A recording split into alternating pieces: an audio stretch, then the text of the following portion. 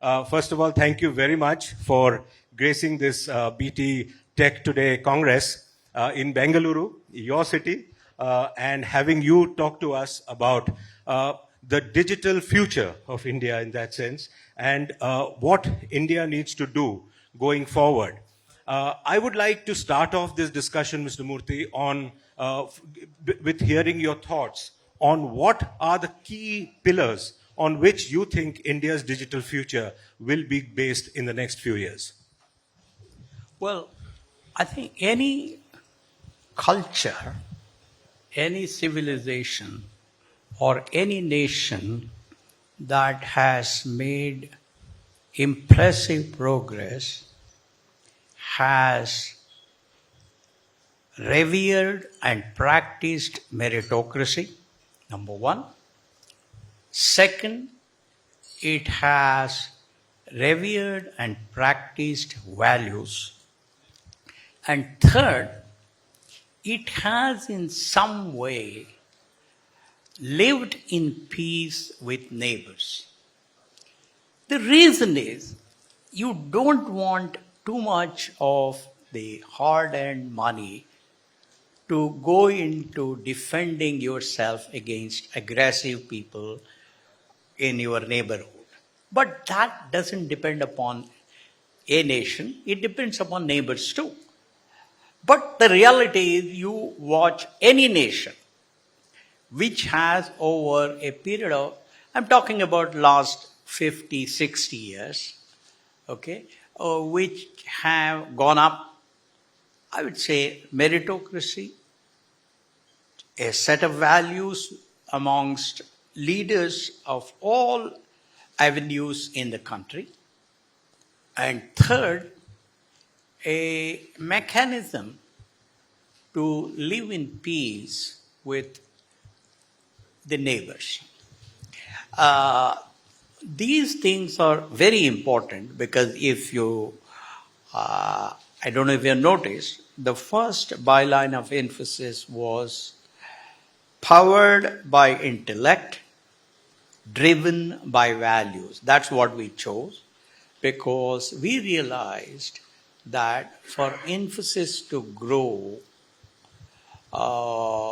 to our satisfaction, to the satisfactions of our employees, and to the satisfaction of our investors, it is very, very important for us to show growth. Not just in top line, as it is happening in many cases, both top line and bottom line, because at the end of the day, if you don't make money hand over fist in, legally and ethically, obviously, in anything that you do, it is not worth doing. That's been my philosophy right from 1981 when I founded Infosys along with my younger colleagues. Second, in any journey, to do that, you need competence, you need intellect, you need good ideas, you need to learn very quickly from others who are better than you, perhaps improve on those ideas and use them to become better and better. And second, you want to innovate some ideas and create solutions which provide a differentiated business value, either to corporations or to consumers. So therefore, competence is extremely important.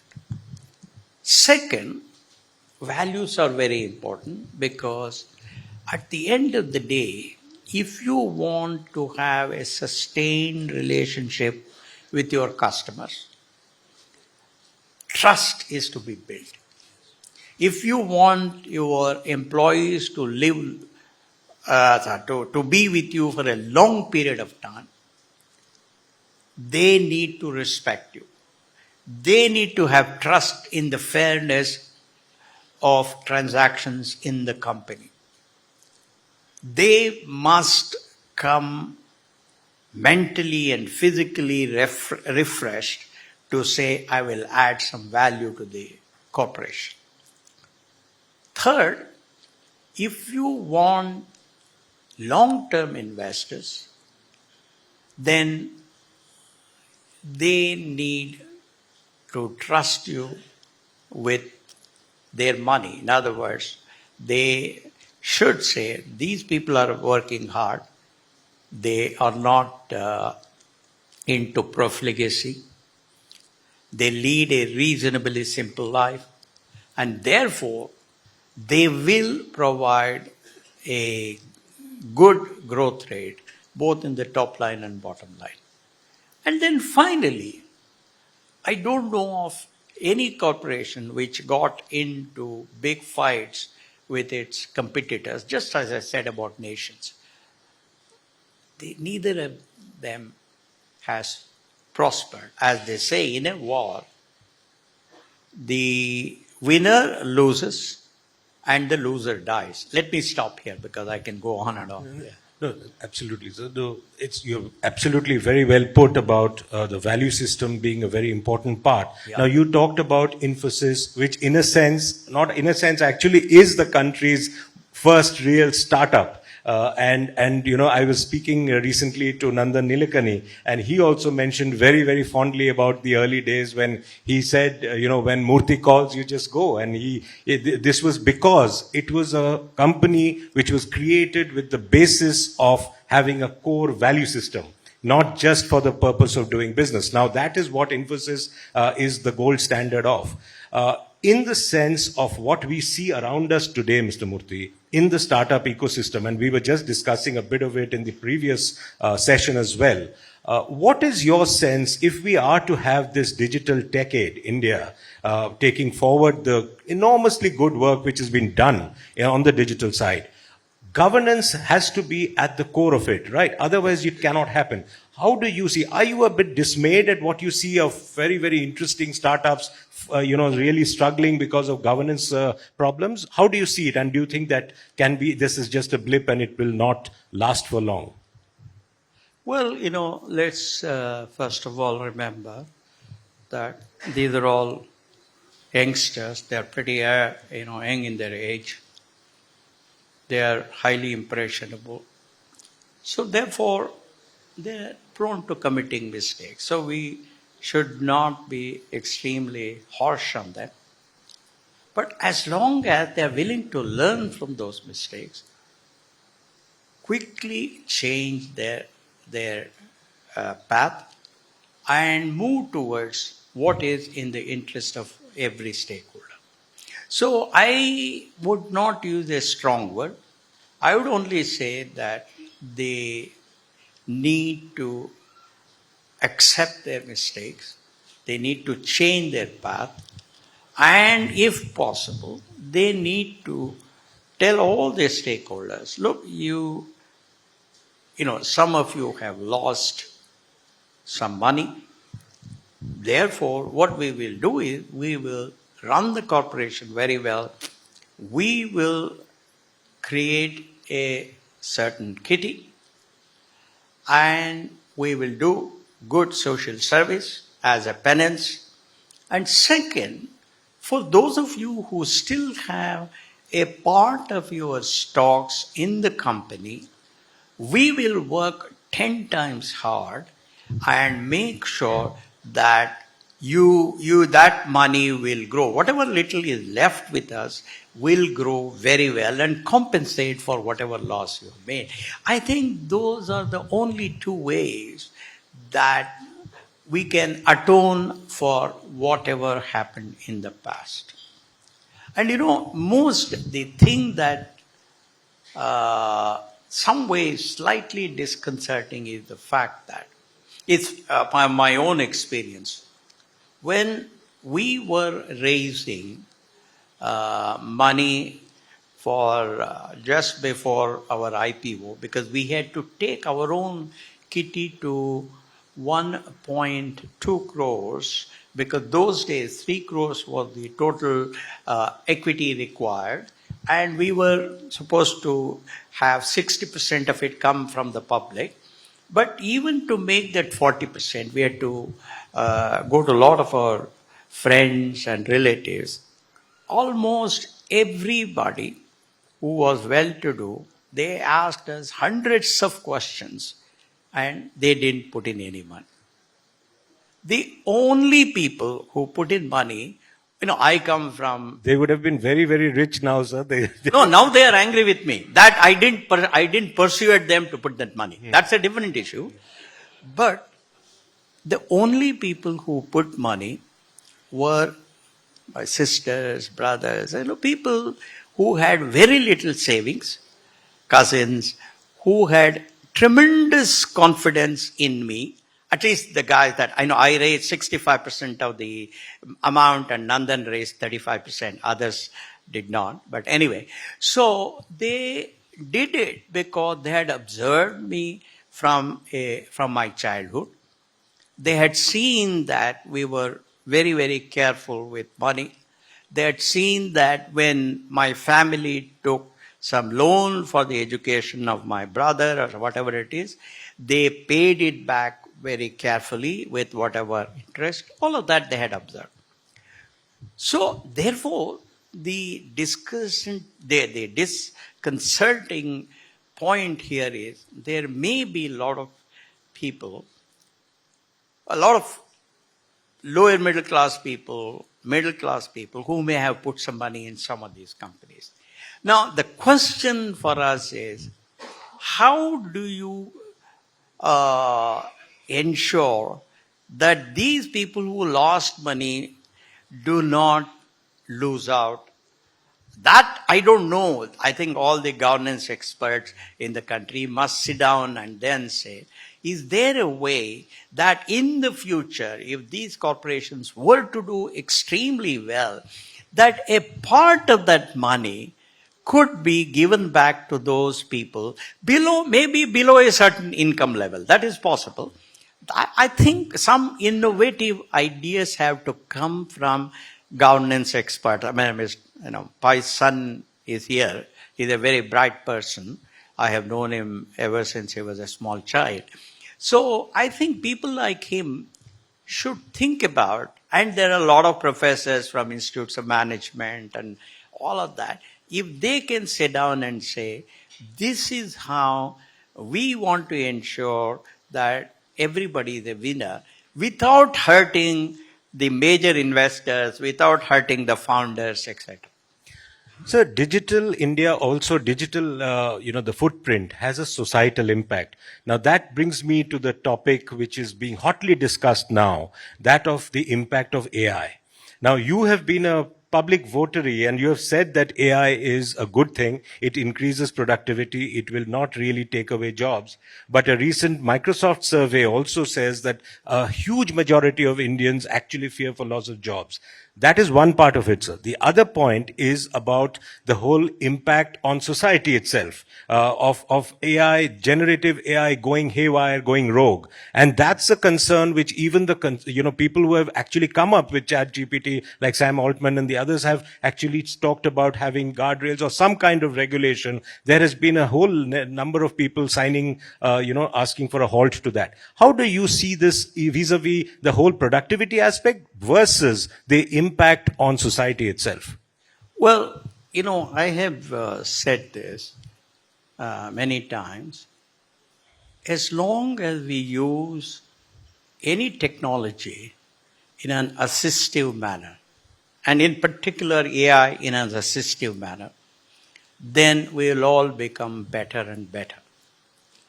Now, how can we use AI in an assistive manner? There are so many ways. For example, you can build expert systems. You can improve productivity in a corporation. You can improve your own work productivity. You can help AI diagnose new diseases. You can help AI help us in conducting complicated surgeries using robots and all that. So there are many areas, agriculture too. For example, in India, I would like to use AI in food and in agriculture first, because we are short of water. So if AI can help us in growing food with minimal agriculture. Second, we also have floods. If we can leverage AI in managing floods and also in reducing damage to agriculture, I think our country will be very, very useful. There are many others, it's just not that. But what happens to India is that India is a follower in technology. By and large, I mean, I don't think there is any technology that we have invented, right? Well, almost. You may look at iPads, look at phones, look at this, whatever lights, LEDs, solar power, you name it. All of it was invented somewhere outside. But our education system has made us capable of using those inventions to make our lives better. That's good. There is nothing wrong with that. UPI is a good example of that. The payment system, UPI, of taking it forward. And Well, there are two things that I'm very happy in India. That is, one is, of course, Aadhaar, which Nandan headed. I think it's a very, very good experiment, very good, very useful thing. It has added tremendous value to the country. And the second is what's happening right now, ONDC. If ONDC succeeds, I think we will bring the power of online commerce to small shops, everybody. So I think, yes, in some way, and UPI, of course, has done a good job. But then the seeds for UPI, were yes, there elsewhere too. So it's not just India, but in a different way, in a different form. So I think the most important thing for us is to think of areas where we have big problems and use AI in tackling those problems. And I see that, for example, I wish somebody worked on a paper on how do we use AI to incentivize couples to reduce the population. Because that's a huge problem in our country. We all know we have already, according to World Bank, we have exceeded China, right? So we have to reduce our population. Otherwise, all the good things that are happening today may be reduced considerably. So use AI in population reduction, use AI in improving agricultural productivity, use AI in making sure that our water resources can be utilized better, use AI in reducing pollution in the air, etc. So there are many, many problems which are unique to us. And if we used these technologies to solve those problems, I believe we will be a better country. I don't think, we need to use it in autonomous cars. I don't think we need autonomous cars in India. Anyway, they may not work. But I think just because it is used in San Francisco today, we say, no, we'll bring autonomous cars here. That cannot be our priority. Maybe some people may want to use it. That's up to them.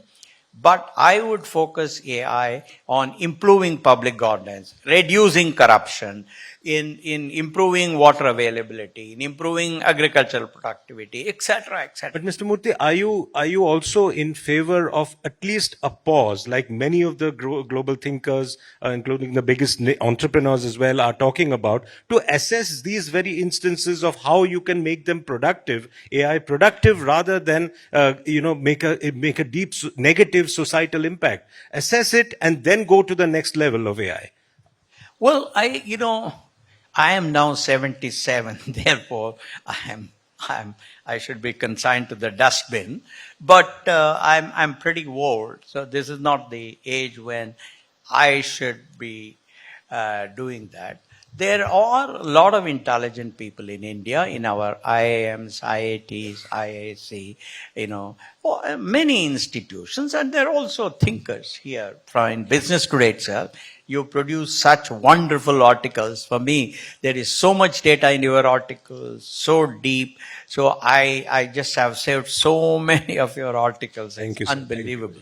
Thank you. So what I'm saying is that you, the deep thinkers of our society, all of you that I mentioned, should say what are the 10 grand challenges for India and how can we use AI, machine learning, big data, etc., and other technologies so that we can make our lives better. I would say that if one of the IITs or IISc were to call a conference and call all of you, some 200 people, and then, small form working groups or all of that, I think we will be. If we keep on following the West, that they did this, therefore we will do, I think, it is not a good. So you don't really, you think there is a lot of positive elements of AI which need to be then sort of prioritized and taken forward. You don't really want to. There,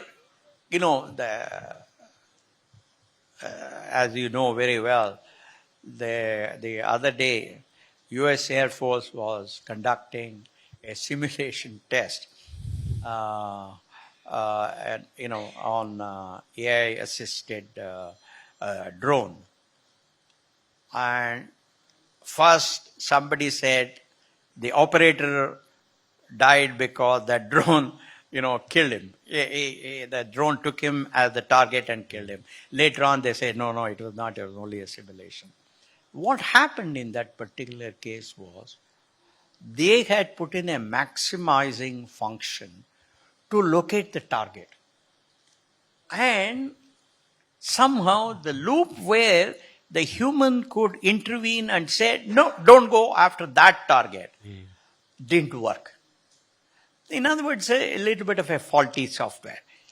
And then what happened was, it, I believe, destroyed the tower. Now, I don't know whether it destroyed the human being or not. That is, later on they denied.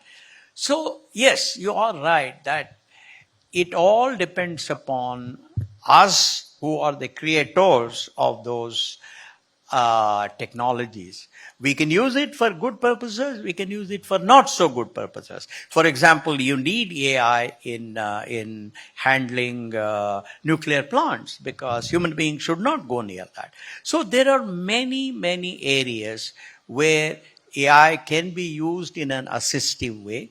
And we don't have to use those applications that have been utilized in the West because there the population is small and we have, we're the country with the largest population in the world. Why do we have to do that? So we are at the end of our time, but before that, I will take the liberty of asking you one question, which is not a part of AI, Digital India or something. Now, what is your advice to the Prime Minister of Great Britain? What is the do you give any advice to the Prime Minister, British Prime Minister? I'm sure you do. No, as a matter of principle, I do not discuss any foreign issue, particularly in the political circle, on any platform. So you'll have to kindly excuse me. Anything in India, anything, regarding whatever I have done is all welcome. But how do you spend your time now? Is it difficult to move around freely in London when you go? This is not linked to any political issue. I don't want to talk about it. Okay, I shall respect your wishes, sir. Thank you very, very much, Mr. Murthy, and for an absolutely exhilarating discussion. Thank you, sir. Thank you.